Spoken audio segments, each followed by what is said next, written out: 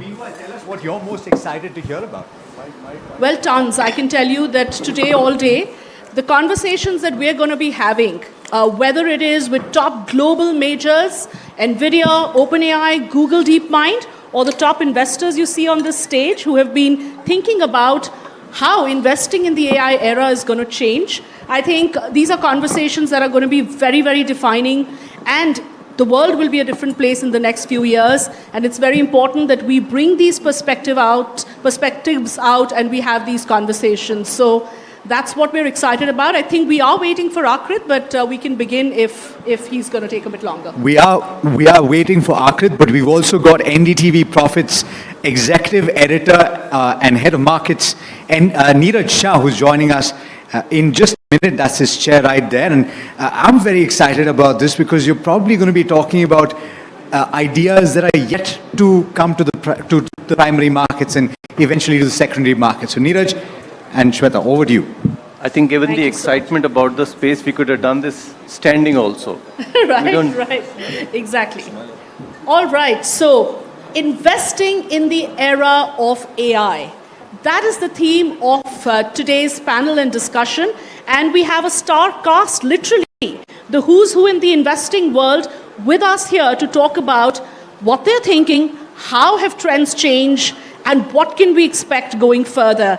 Great to have with us, of course, Manav Garg of Together Fund, Ashutosh Sharma of Prosus. We've got Vikram Vaidyanathan from Z47, Harshjit Sethi, who famously led the Sarvam investment early on, and of course, Neeraj from NDTV Profit to support me in moderating this session. Let me start by talking about one other company that has been making waves right now, and Manav Garg is best suited to talk about that, Emergent. Mukund Jha and team. For those who have not been following what's going on, this is a vibe coding company coming out of India that in just 8 months has touched an ARR, an annual recurring revenue of $100 million. So for those who were saying, you know what, there is no AI in India, here's Emergent telling you all about it. So Manav, tell us a little more about what vibe coding is all about for the uninitiated. Why is Emergent success important?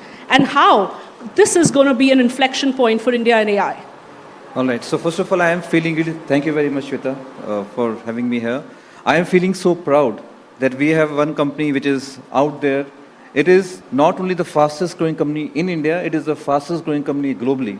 If you compare in consumer AI, there are about 8 companies which have touched $100 million in about 8 to 12 months. Emergent is the 9th company which has crossed $100 million in 8 months. So it has... I'm gonna make sure the audience has got this right. The fastest growing AI company in the world is an Indian AI company, is what Manav tells us. The kind of growth that we've seen is unparalleled, only the 9th company, correct? Now that's right. Huge. And this is all a change in the last few months, correct? Yes, so the product was launched on May 27th, and they touched $100 million on 16th. I was in flight from Boston to Delhi, and that's when they touched $100 million in ARR. So in under 8 months. So tell us a little more about why vibe coding is so exciting as a trend and why Emergent is setting a new trend, so to say. So if you look at, we invested in Mukund and Madhav Jha, they're 2 twin brothers, in September 24. At that time, they said they're going to focus on automating the entire software development lifecycle so that software development can become far more efficient. As they started building the product, testing, and as 3 months into the building the product, they realized actually they have found something which is really, really like gold. Because now what software can enable is, it can enable a non-technical user, people like you, me, and many people in the audience, who can now enable them to build anything that is in their mind. So the first unlock came through laptop. The second unlock came when you can build your app on mobile now. So for example, if you're a bakery owner in Philippines, you go online, you can build your storefront in a couple of $100s. You are a farmer in agriculture in India, you want to understand the crop movement, you want to understand the crop life cycle, you go there, you can build an app in few thousand rupees. And we have people from Mexico who are running clothing manufacturing companies, running the entire software, entire company on this vibe coding platforms. So what it has done is, it has brought the cost of software development by 100 times below. So somewhere who spent $100,000 probably have to spend, $1,000 now. All right, so the cost of software development coming down dramatically, and vibe coding is making it absolutely easy for anyone in this room to be coding tomorrow without knowing those coding skills. And that's the kind of breakthrough innovation that we're seeing in the world of AI. Ashutosh Sharma, as the head of investments and M&A at Prosus, which is a large venture capital firm globally, you clearly back platforms across emerging markets at scale. What are some of the trends that you're picking up, especially in India, and what do you think will be some of the adoption models? We've just seen India finally arriving when it comes to foundation models with Sarvam. We're seeing a fantastic success story with vibe coding and Emergent. But what are some of the other themes that are emerging? Thank you, Shweta. I think vibe coding is definitely emerging, and therefore we also backed Emergent. But much later than Manav, sadly. Right. But on a serious note, look, whatever picture I paint for you today will be absolutely obsolete tomorrow. That's how fast this space is changing. And it's not because of AI, it's not because of anything new. It's millions of years of evolution. We as humans are wired to use our resources carefully. I mean, this is a nicer way to say that we are wired to be lazy. So anything that makes us more productive, nobody needs to teach that to us. And AI at the core is that. It makes us much more productive, all of us. We can code better, we can make videos better, we can make speech better, and so on and so forth. So while today we see a lot of action at the foundation layer, who the winner there is, it's not decided, but there's a lot of action. Similarly, in coding, there's a lot of action because people who were making AI software were developers, and of course, who best to create this for but for themselves. We see a lot of action on vertical apps, legal, accounting, finance, so on and so forth. But to everyone who's listening to this, to all the budding entrepreneurs, this is what's happening today. But I promise, and you probably know all of this already, that every sector, every space, every niche, every nook, every cranny is going to change completely. And so you need to figure out which change, which action you want to drive and start building. That's an interesting. Okay, is my mic on? Yes. I don't know. Everybody can hear me? Yes, you can now. Okay, great. I'd like to come to you, Harshjit, and try and understand whether you believe that for a largely service and people-led tech sector of India for the last 2 decades, can AI be disruptive in that it could lead to job losses? Or will we have world-beating companies which can do a mix of both, which is scale and scale with taking people along with them?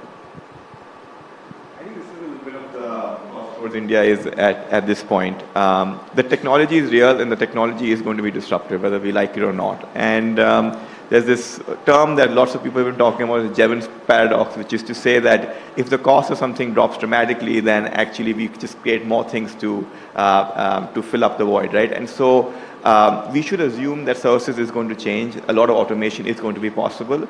But the reality is that India has all this data of doing this for so many years, and data is a very fundamental moat in being able to build strong automation, right? So if you're able to leverage this and we adopt technology quick enough, I think we certainly can be, have an even larger services sector going forward. Okay. Do you second that, part one? And part two, while we are getting, let's say, the fastest growing AI company in the world in India, the opportunity size, a lot of people lament, is much larger outside. So for people who are parking money into AI-led businesses, does India give a really good bang for the buck, or is the opportunity still outside? Or larger opportunity still outside? So if I zoom out, I look at this overall India AI opportunity in 2 parts. The first is what you said second, which is, I do think there is a lot of power in this DPI to the power of AI, where this digital public infrastructure, the magic in it is that it is linked to every Indian, and therefore it is sort of prescient that it was made for agentic. But that's non-profit, right? Sorry? But that's non-profit. That's non-profit person. No, let me complete my thought. Sorry. My thought was that when you look at sort of agents layered on top of DPI, that democratizes financial services even more. So imagine an agent that negotiates on someone's behalf to get the right loan at the right price. It democratizes healthcare, where you get a digital doctor. It democratizes education in a way where education that's offered only in the cities is offered to every Indian, and so on. So I think the opportunity on this DPI to power AI is massive. The friction point today is the cost. The cost of inferencing is too high for it to be available at population scale. In order to, so it needs like that catalyst geo moment. So if you bring it down to a cost, that happened with mobile, then real magic starts to happen. So that's the India opportunity. We have a bunch of companies like NESA, Ulka, which are going down that path. The second opportunity, like you said, is global. The immediate opportunity is AI services, which is you essentially help the world how to build AI at production scale. But I think the real opportunity is AI product companies, or I just call them AI companies because they're product, services, everything together. And there it is owning outcomes and not owning like a tool that does the work, but actually does the work and completes the work. And you're starting to see some of those outcomes happen across already in our portfolio, but those are sort of 95% accuracy or automation outcomes. But you're starting to see that you can get to this 99%, 99.9% owning the outcome. Then you get into labor replacement, higher productivity that drives revenue and so on. Then that market really expands. Yeah, Ashutosh, you have a point. Yeah. I just wanted to add something to that. Look, I think if you, there's two lenses to take. If you take the GDP lens, of course our GDP is lower than US and China. And so the opportunity is smaller, right? But if you take the product market fit lens, I think AI's product market fit is best suited for India. AI is made for India. If someone looks into our Vedas, Upanishads, Puranas, somewhere there must be a prophecy about AI. Why is that? Because we are an extremely, extremely complex country.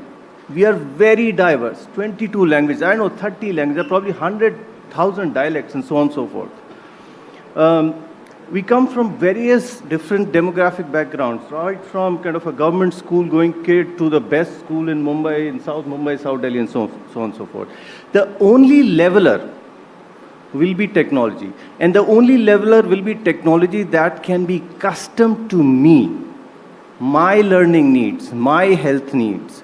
There is no way we can build enough hospitals, enough schools, train enough teachers, train enough doctors. The only leveler will be that. And therefore, I think AI is the tool to lift India to get to the Viksit Bharat dream that we... Ashutosh, let me challenge that. I think Vikram and Manav also want to come in and hold your thoughts because we'd love to hear this and this is getting interesting. But Ashutosh, if I were to challenge that, see, on one hand, you're saying AI will democratize, right? And that's hugely powerful because countries like India probably need that leveler for technology to be a leveler. And also, at the same time, we are seeing that the pace at which this technology is accelerating. I mean, look at it. All of us who probably follow it day in, day out, if we probably don't read overnight, by next morning, we're probably already laggards, right? So how will the world adapt in a time when we're already seeing a two-speed economy of sorts, right? You have power users, those who are adapting to AI quickly, and then there are laggards who simply are not being able to cope up. But on the other hand, there is the power of what you're saying, which is democratization. So how do you think these two twin trends will play out? I think that's true with every technology. I mean, remember, I was not even born then, but when the cars were launched, right, they were power users of car, but there was probably 95% of the people said horse is fine. My life goes on with the horse, right? But over time, I think people do realize, and now today, cars are democratized. Everyone from Modi ji to my father uses a car. Right. I think Vikram wanted to make something. Yeah. I was going to pick up on the same thought, and this is almost as fundamental as fire, right? So, but you can, and then you start discovering tons of uses. You use it to cook, but you also use it to make steel. So, I think we are at that cusp of really discovering what that technology is. And I think for India, like Ashutosh said, I think it is sort of tailor-made for India, but also the stack is tailor-made for agentic. There is no other tech stack in the world like DPI where it links the data of every Indian, every user, like it does in India, and every Indian has access to it. So it was sort of like, I can have my own personalized agent for a bank, I can have my own personalized agent for healthcare, I can have my own personalized agent for education. And I don't think that access has ever happened to more than the top 100 million people.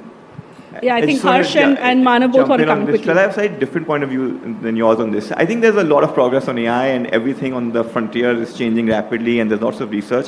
But if you just think about what AI has made possible today, there's a lot of just using the models as they stand today. If you assume Right. those are the best we have for the next few months, even just the capability that all of us can access through that is enormous, right? So right now, I think yes, we can all think about being on the bleeding edge and wanting to sort of keep pushing the frontier models forward. But if we just take what we have today and make sure that is democratized and those sort of permeate all aspects of our life, there's a lot of value to be created, and that's sort of where India can really shine.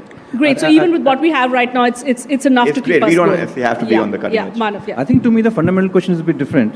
I think we all will adopt AI.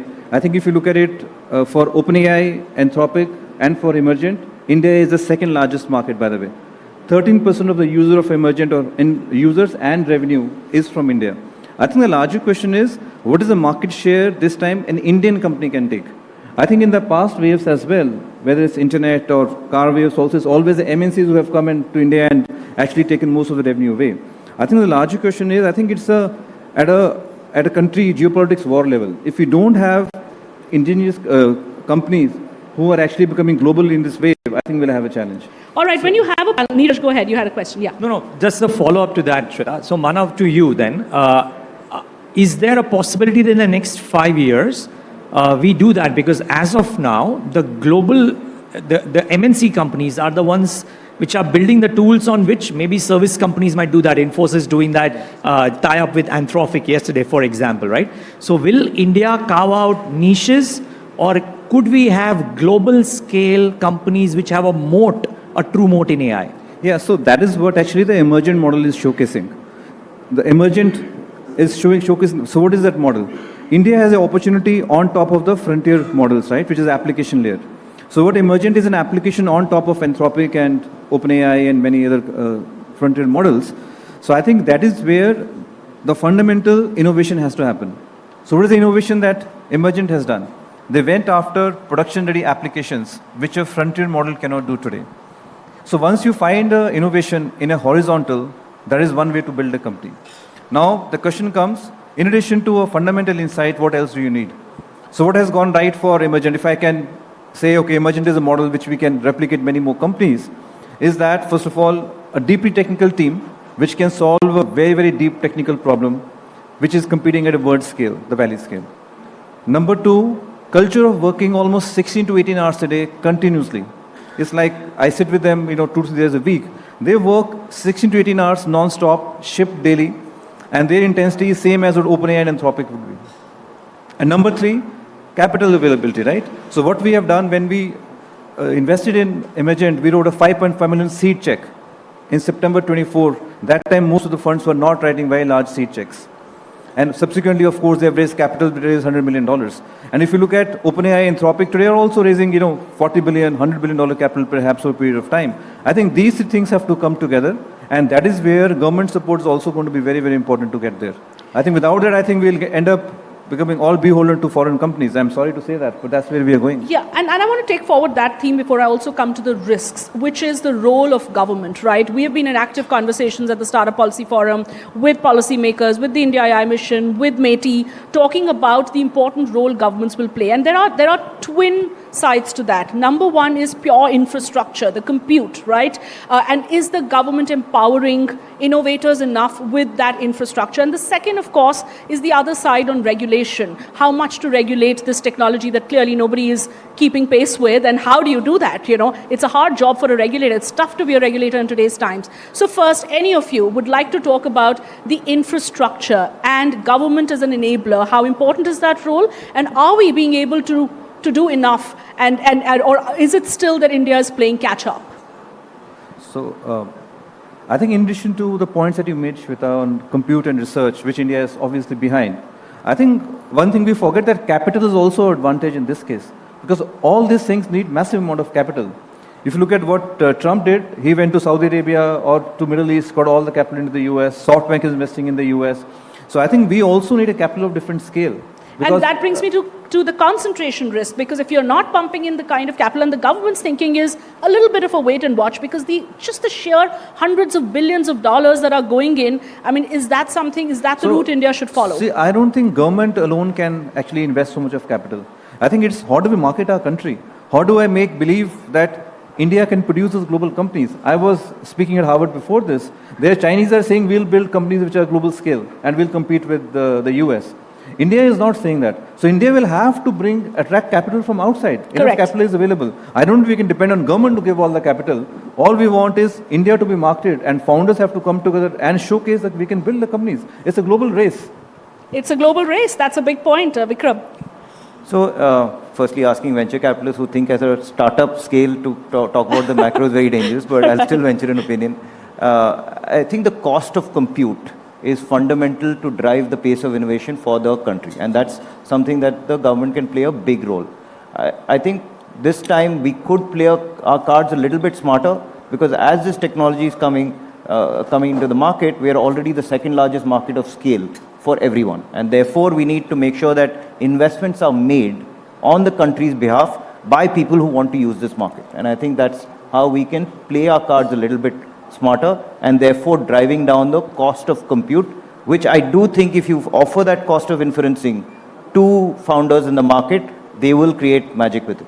The second part of it is the regulator, and I think, I work in fintech as well, which is where the RBI, I think, is a very progressive regulator. We, in fact, I did a workshop with the RBI fintech department head, and I think he was very curious about how AI can be used. And I think the first focus for them, obviously, is going to be how AI can be used in compliance, which can then regulate the AI that's used for business in some ways. So, right, yes. well, Ashutosh, I'd like to bring in a distinction between how listed market investors think about what policy the government is doing versus what the private market investors might think. Now, for the listed market investors, maybe first part of the train is gone, but what the government is incrementally trying to do is pretty encouraging, which means the data center 22-year tax holiday. I mean, in some sense, it's not something that we've seen, right? Is that good enough? Or do you reckon something more can be done? Because there is a limit to how much the government can fund these causes. At some point of time, the government will derive policies in order to attract capital. No, I think fair point. So look, I think in my mind, there is two very important things that are required. One, of course, is compute. I think we are all clear. The other one is a slightly softer aspect. There is probably 5,000 top researchers, AI researchers in the US. There is probably 3,000 in China. There's probably 250 in India. Right? So I don't know if you can build policy to bridge that gap, but that's a big gap. But that's a long runway, right? What to do in the near term is the question. I think, look, near term, these two are combined. The national security imperative on a sovereign model which runs on sovereign compute is I think, very, very important. Because once we have that, we can start building with Indian values and products which are kind of very, very nuanced from an India perspective. So I think that's important. Sure. So I think the big gap, everybody acknowledges, I agree with Ashu, that we don't have researchers. But I think key part is those researchers on their own are not creating companies. The founders who are creating companies. So Sam Altman is not a researcher. He went and hired researchers, right? So I think if Indian founders can hire in the US, there are about massive Indian diaspora researchers in MIT, Penn State, and so many other colleges. I think Indian founders raise capital and hire those researchers. The teams can be hybrid teams. I think it's the first way we can create the companies. Meanwhile, through government policy and initiatives, we are building our own research, infrastructure. This is going to be a 10-year gap. But nothing stops me for going and hiring people in the US, right? We can be Indian corporate company, hire researchers in the US. Some of them really feel for the country. They want to come back and be based here. Some of them want to be based in the US. That does not matter, right? As long as we're able to build IP in India and companies are solving problems from here, I think we can do that. That's the entry model to my mind. You want to begin the risks now? Yeah. I think we want to take forward this discussion around how do you balance the need for capital, and you all said that there's absolutely no way we can say no to foreign capital at this point, right? So if Google's coming and putting in $20 billion in Vizag, you know what? Of course, the government of India would welcome that. On the other hand, there is this constant pressure on sovereign, and it's coming from a very important need, as Pratyush just said in the opening session, that you know what, this is one technology where the need for safeguarding national interest, the need for having sovereign capabilities is higher than ever before. So if today you're a regulator and all of you are today, evaluating hundreds of companies, understanding the risks that come with investing in AI, but today imagine sitting in the shoes of a regulator and trying to grapple with this absolutely unprecedented scenario. On one hand, ensuring that there is no slowdown in innovation, but you know what? We cannot give up our sovereign interests. Any thoughts on how should a government balance that? So I think if you look at a structural level, what belongs to India is the data of India, right? Our citizens' data. So I think first and foremost is we have to make sure that data is being used for India and remain in India. So you think regulatory incentives and policy incentives to make sure that data usage is India first is something the government should press into action. Yeah, and I'm sure some of the global majors here in India right now would not be happy with that, right? Correct. So that is point number one. That is immediate, which I think can be enabled through policy, and it's going to be difficult given geopolitics right now. Correct. I think number two is we have to compete on a business model within countries now, not just within the companies. So what is the business model? US business model is founders attract capital, they build technology and license to the world. What China did, government-sponsored companies, they did innovation and they did open source. That's how, DeepSeek and all that are coming into play. So what is India's model? I think India's model is built on the raw talent India has. India has to get this talent capital, give them infrastructure, and say build for India, and give them enough IP protection around the world. And that's the way only we can come out in mid to long term. Would you guys agree? Harsh? I think, there's the framing of this that at least sort of we've learned from the West, which is that, it's just about capability. And so we just have to be cutting edge and that's the best. Actually, I don't think that's the best. I think if you sort of think about in the India context, I think it's about marrying capability with cost and context, right? If you think about sort of, regulated industries that have to use these models, they have to be sort of, it has to be at a price point that is sort of palatable for them to use it. It's about sort of, thinking a little bit about the context in which their users interact with their services, a little bit of what Sarvam is trying to do, right? It is marrying these three things that produce, quote unquote, the best solution. So just framing the problem as saying, on a certain benchmark, that can be arbitrary, deciding that, Indian models are not the best is perhaps not the right way to look at it, in my view. I think Indian models can actually be very competitive for Indian services. Vikram? I think this overall sovereign strategy is almost existential for the country. So I think it's very important for us to sort of figure it out. Right now, in terms of what this, this AI trend line does, it just increases the surface area of attack for everything, right, from a cybersec perspective. Think tons of agents running around in a bank, both your agents as well as the bank agents. That just creates an incredibly chaotic surface area.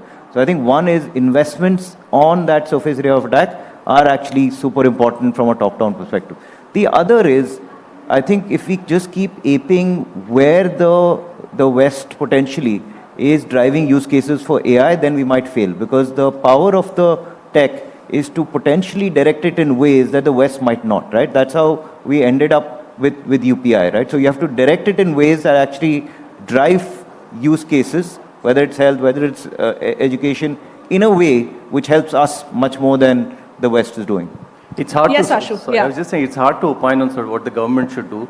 But look, I think the national security point that Vikram made is very valid. So one lens is that to take. But the second one is, from a usage standpoint,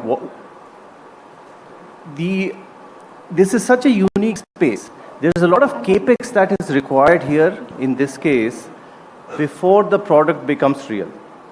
And therefore, to a certain extent, we will need a secure demand for a LLM, for a sovereign LLM player to deliver on that promise of LLM. And I think that secure demand is something that the government can really help with. Shweta, All right. I'll get the audience to ask some questions as well. Since we have one more guest, I'm just Yes. getting up. Let's get the guest on the That'll be stage, great. yeah? Thank you, Neeraj. We've got Aakrit Vaish of Activate who's joined us as well. Neeraj is going to bring in audience questions for Yes. us. But this discussion, Aakrit, I want to bring you quickly up to speed. We've been having some fun talking about what's going on. And I think you've come in at a perfect time because the conversation is exactly around and as Ashu was just saying, very hard to be in the government's shoes right now because it's hard to decide what do you do. You know what? You need global capital, so bring in these global majors. You know what? The who's who of the global AI world is lining up in India right now. The Ind.AI Summit has been a show of strength for India. But at the same time, sovereignty is a question that keeps coming up. And how do you deal with this question of, are we doing enough to make sure India is moving on that path of sovereignty in AI? Aakrit Vaish, just to give the audience some context, is a seasoned founder and a prolific founder, is someone who has advised the Ind.AI mission as well in a brief stint with the government as an advisor, and is now doing something even more exciting. His new fund, Activate, is an AI-focused fund. So all that he's going to be doing over the next few years is look for AI companies and invest in them, and that's his only thesis. Is that correct, Aakrit? Are you bullish enough to say there are enough companies out there for you to back? So many questions, but let's try to take the easy ones first. Are there enough companies to back? That's one hill I'm willing to die on, 100%. I just think you have to look hard enough to find them. Also, I think the entire reason for me to do this and the name of Activate comes from, we think the best AI companies in India are yet to be created. I think we have a few great examples in front of us, but the bulk of the AI activity is yet to happen. So that's why we called it Activate, that we want to activate these companies. I think I caught like the last few seconds on the should India have its LLM sovereign question. I think that, and what should the government do? I think we sometimes forget that globally, most of the sovereign AI that has been created, actually the government did not play a capital allocator role. In most other countries, the policymakers played a policy-making role and enabling and creating ways in which companies can navigate. But really, beyond a certain point, this capital has to come from venture or private capital or private equity, because that's ultimately what will lead to value creation of these companies.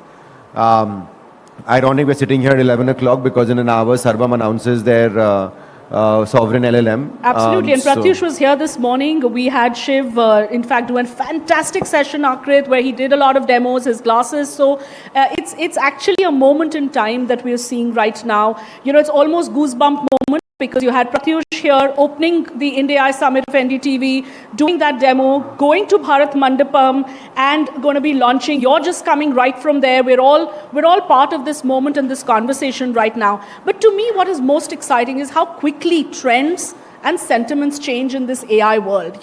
Just a few months ago, the pessimism, and Harsh, I want to bring you in. Not just the pessimism about AI in India, but the pessimism on Sarvam particularly, right?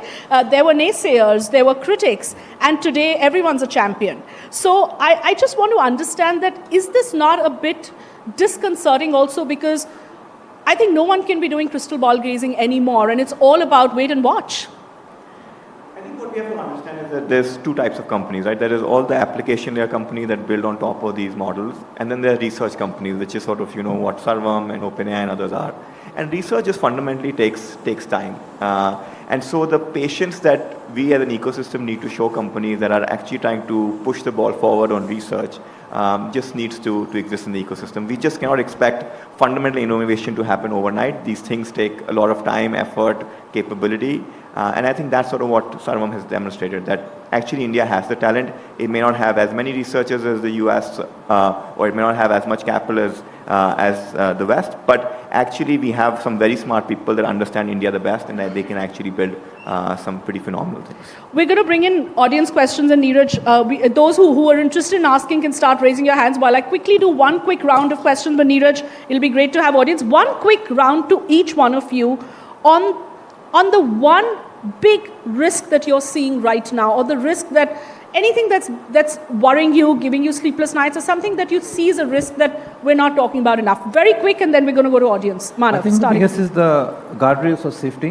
When my daughter or teenage son using ChatGPT or Anthropic Cloud, I think they are all not designed for safety to the extent we all need. We don't know what is inside the black box, even though we are focus on AI and we deal with these companies day in, day out. I think enough is not being done on safety because it's a race. And in a war, people don't care about safety first. They first care about winning, and then safety comes second. I think that is the biggest risk. And a great point coming from an investor. So safety is a big point. I think the biggest risk from an India perspective is, as an ecosystem, everyone in this room, we underestimate the size of the opportunity and not go all in. I think we are already behind the two major powers in the race, and now is the time to go all in. Vikram. I think for me the risk is similar to what Ashu is saying. We don't recognize the size, and then therefore we don't recognize what kind of change is needed to actually really think AI native. Because right now I think all ideas are a little bit incremental, saying this is how it works. How can we use AI to make it a little bit better, versus saying, hey, this technology fundamentally changes how an org should look, what roles should it be. You are seeing designers coding, coders shipping customer service requests automatically. I think everything changes fundamentally, and we're still thinking incrementally about the size of the opportunity. Harsh, yeah. I think for me it's jobs. We're starting to talk about it, but we need a lot more new companies starting to absorb some of the changes that are going to happen with AI. Akrit. I think selfishly from an India AI perspective, the only thing that keeps me up at night is, does the third year IIT student at IIT Bombay, as he's thinking about or she's thinking about their career opportunities, they have two choices to make today. First is go down the Arvind Srinivas path, that look, the best research is going to happen in the West. I'm going to plan a way that I can get to the Bay Area and then build my career there. Or I want to build AI for India or AI from India. I think that this is the real fork in the road moment. And I think if the more of the former happens, then we'll be sitting here doing more conferences. But I think really the hope is that the next set of founders, the best quality founders, the best researchers at the IITs and India see that this is a market to build from. And that ties into what everybody was saying, that the size of opportunities needs to be made visible. All right, I know we have to go to audience questions, but I have that one last question because I think we have to wrap up and we have the next session starting. Neeraj, quickly, one question from you, and then we're going to start wrapping. Yeah, I'm not going to take the audience questions because that's Alex and Ayush's job, so AI is not taking their job away, nor am I maybe. Right. But just one question, because all of you are investors, right? I'd love to know. One thing is for the government to try and do capital raising, enabling provisions or regulations. But what about valuations? From where you guys have invested over last 12 months to the valuations at which opportunities would be available right now at the scale at which these companies can go globally. Any of you can come in on this. Yeah, sure, whatever. Please. So I think the valuation, I'll just give you some data points. From PitchBook data, the size of exits have really gone up massively. So right now we're looking at 1%, top 1% is a 20 billion plus exit. We have so many companies touching 20 billion plus globally speaking. It used to be $5 billion or $1 billion 20 years back, $1 billion and $5 billion later on. So therefore, the entry level valuations have also gone up subsequently, right? So today it makes sense for me to write a $20 million seed check, a $100 million valuation, because I know if the team is really good and they solve a hard problem, it can be really, really large outcome. Yeah, but all right. I think I'm so sorry. We're really out of time, so I'm going to have to end this discussion because we want to make sure we're running on time. But I think this has been a fantastic panel. Ayush and Alex are going to join me in here now to bring in the next panel. But I have one thing that I'm going to be very excited about is to bring back this panel when we have the $100 billion Indian AI company. And quick word on when that's coming. Anybody, any one person to end this panel on. How soon are we going to be back when we have the $100 billion India AI company to celebrate? I think 3 years. 3 years. I'm just going to go with faster than anyone thinks. All right. Anyone else? 5 years. 5 years. All right. So I think with that, we're going to wrap and we're going to have a very quick break before we move into Shweta, the next you know what? panel. Yes. The AI gods have showered some love on us. We have some time to take a few audience questions. I see question marks All in right, the audience. you're the And boss. Alex and I need to burn some calories, right? Yeah. I'm going to be on that side right here already. Just a minute. Hi. Hi, thank you. It was a very insightful panel. This is an insightful discussion in India coming from Davos, a very different language, very different theme. But my question is for all of you, can emerging AI economies like India leverage lighter touch regulation to become deployment hubs, or will the lack of model level regulation eventually limit global trust and interoperability? Anyone for anyone?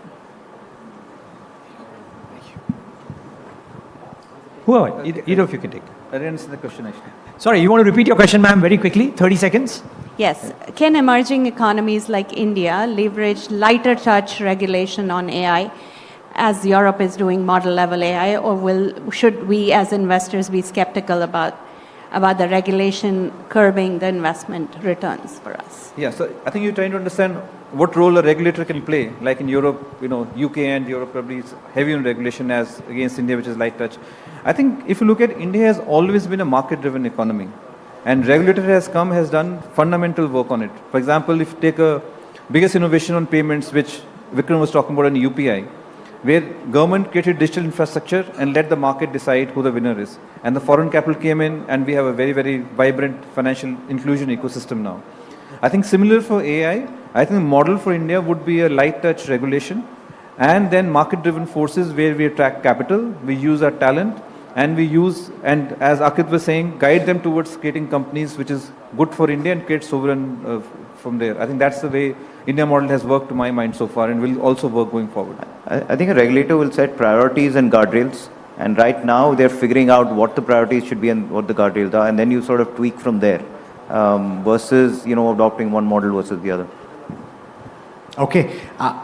I'm told that that's all the time we have. But that one question was fantastic. Thank you so much, ma'am. Big round of applause for this entire panel, captivating audience. And thanks so much for taking the time, guys.